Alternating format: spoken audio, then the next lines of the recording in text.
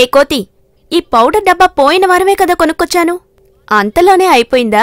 ఆ రోజు కొన్నది ఇంకా ఓపెన్ చేయలేదు. ఇది పాదే అక్క. అయితే దాన్ని ఓపెన్ చేసి పెట్టొచ్చు కదా. అయినా నువ్వెప్పుడు పౌడర్ రాసుకోవుగా. ఇదేం న్యాయమే? నేను పౌడర్ రాసుకోవడానికి కూడా జీఎస్టీ కట్టాలా? బట్టలకు కాస్త సెంట్లా ఉంటుందని. సెంట్ కావాలంటే ఇదిగో ఇక్కడుంది. ఇదెక్కడ దొరికిందే? ఇదా? ఇది ఒక ఆయన కొనిచ్చారు. నీకు సెంట్ ఇష్టం కదా, అందుకే వాడమనిచ్చారు.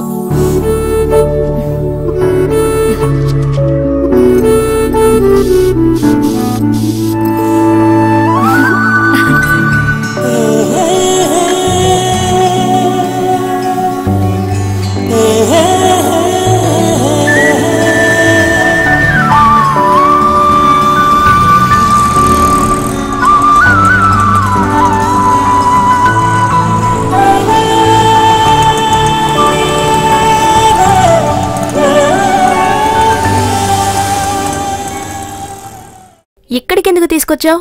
ఇక్కడ రూమ్ తీసుకుంటున్నాం, భోంచేస్తున్నాం, తర్వాత బయలుదేరుతున్నాం. ఏయ్ రావే. ఏంటో కాలేజ్ కుర్రోడ్లా నడుచుకుంటున్నావేంటి? ఊళ్ళో వాళ్ళు ఎవరైనా చూస్తే అయిపోతాం. ఎందుకు భయపడుతున్నావు? నాతోనేగా వస్తున్నావు. అవును, మనిద్దరికి పెళ్ళైపోయింది, అందుకే మనం ఇక్కడికొస్తున్నాం. ముళ్ళు చీర మీద పడ్డా, చీర ముళ్ళు మీద పడ్డా నాకేమీ ప్రాబ్లం లేదు, భయం కూడా లేదు. నేను ఈ ఊరు వచ్చినప్పుడల్లా ఇక్కడికి వస్తుంటాను, రూమ్ కూడా తీసుకుంటాను. ఓహో అలాగా. అయితే నువ్వు నేను అనుకున్నట్టేం కాదు, అదో టైపే అన్నమాట.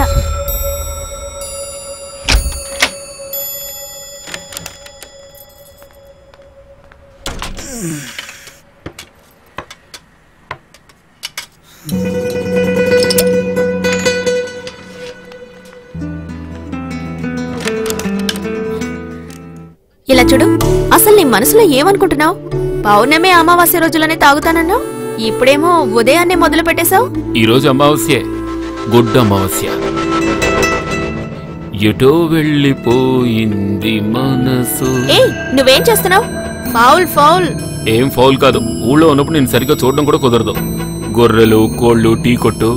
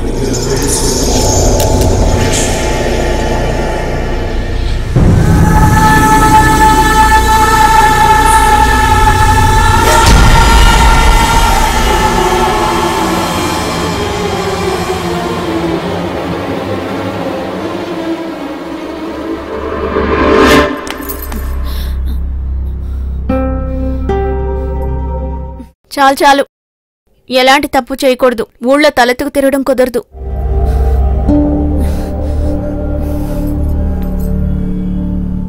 చనిపోయే సమయంలో మా అమ్మకి నేను ప్రమాణం చేశాను, నేను జీవితంలో ఎప్పుడూ తప్పటడుగు వెయ్యను, నా చెల్లెల్ని కూడా తప్పటడుగు వెయ్యనివ్వను అని.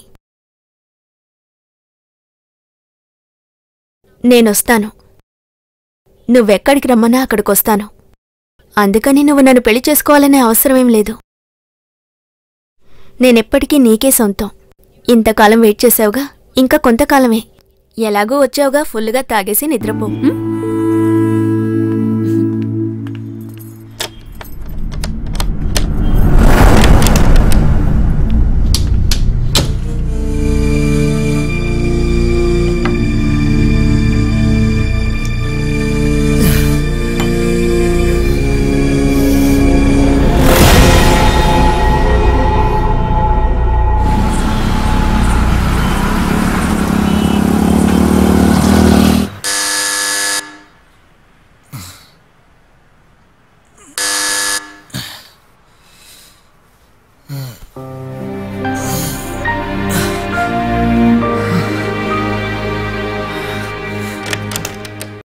సార్, టైం 9 అయింది.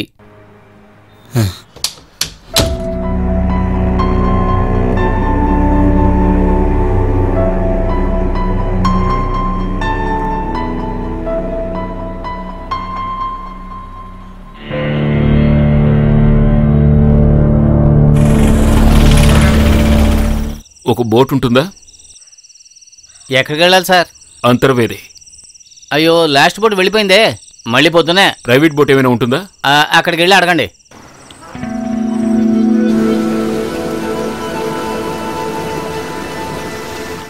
ఏంటి లాస్ట్ బోట్ దొరకలేదు? లేదు, సినిమాకు వెళ్ళాను, నిద్ర పట్టేసింది. లాస్ట్ బోట్ మిస్ అయితే ఎప్పుడు ఇలాంటి ట్రిప్ ఒకటి ఉంటుంది.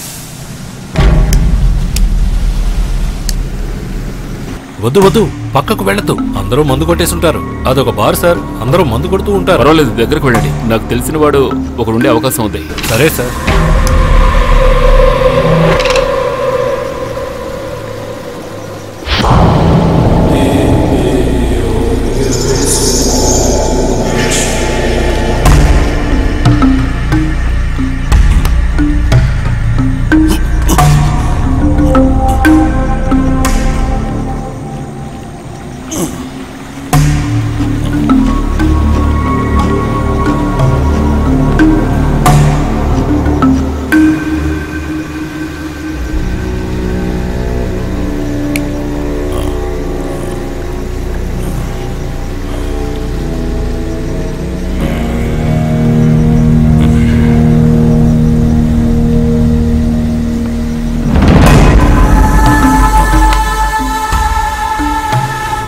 నా పేరు కేశవ్. నేను ఎడిసన్ని. బాబు, మీ ఇల్లు ఎక్కడ? ఇక్కడికి 20 కిలోమీటర్లు.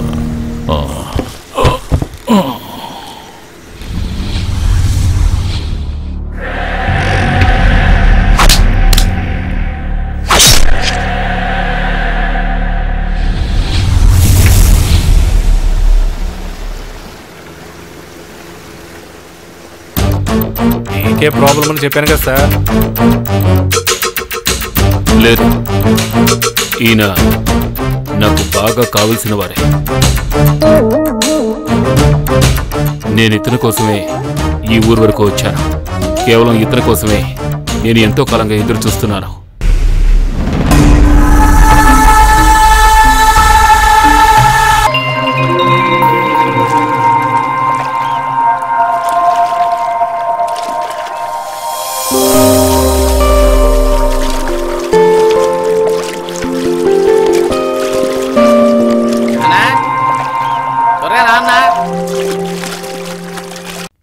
ఏంట్రా?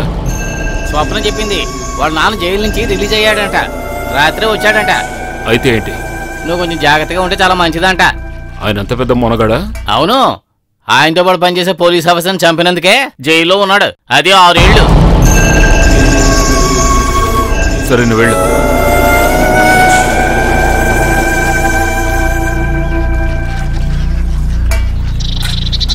అమ్మా, ఏమిటి నాన్న, ఏమైందో చెప్పండి.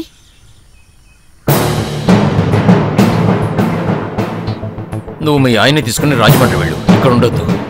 ఏమిటి నాన్న, ఏదైనా సమస్య వచ్చిందా? ఆయన ఊళ్ళో చెల్లెళ్లతో గొడవ పడి ఇక్కడికి వచ్చారు. ఎప్పుడూ అక్కడికి రానని చెప్పారు. కేశవ్ జైలు నుంచి వచ్చాడని అందరూ అనుకుంటున్నారు.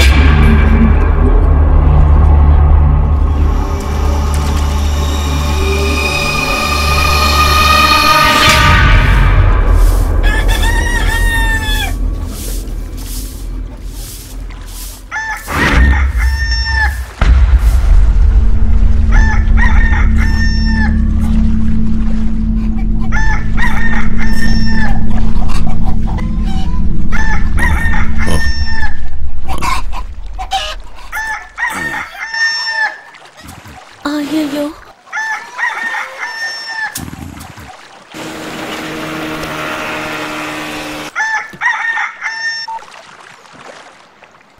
హలో.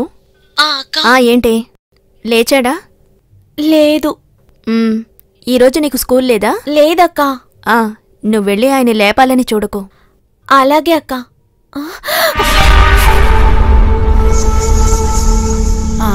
నువ్వు వచ్చేటప్పుడు హలో హలో నువ్వెవరితోనో మాట్లాడుతున్నట్టు అనిపించింది. అది నేను దీంతో మాట్లాడుతున్నావా? నువ్వు నా గారాలు పట్టివి కదా.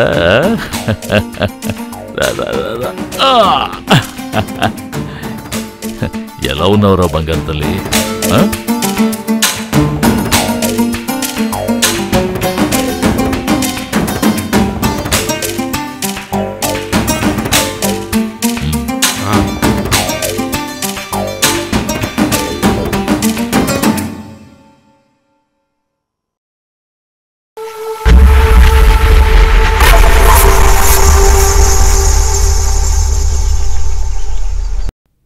నువ్వు వచ్చావని తెలిసింది, అందుకే చూద్దామని వచ్చాను.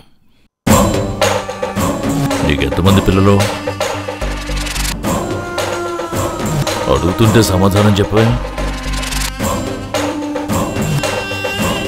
మాట్లాడితే అరిగిపోయేంతగా నీ ఒంట్లో నాకు తెలియనివేమీ లేవు కదా.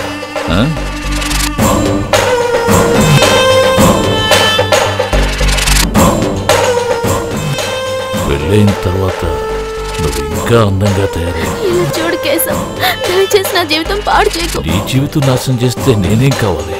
ఊళ్ళో వాళ్ళు అన్నారు నువ్వు వచ్చావని, అందుకే చూసి వెళ్దామని వచ్చాను. నువ్వు నన్ను మర్చిపోయినా నేను నిన్ను మర్చిపోలేను.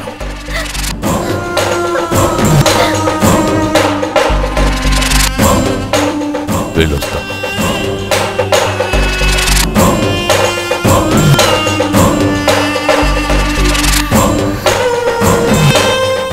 ఎవడు బాబు నువ్వు? ఈ ఊరు కొత్తలో ఉన్నావే, తన మొగుడివా? మీరెవరు? మాది ఈ ఊరే, ఊరికే చూసి వెళ్దామని వచ్చాను. ఆయన ఎవరు? ఆయన స్వప్న వాళ్ళ నాన్న కోసం వచ్చారు.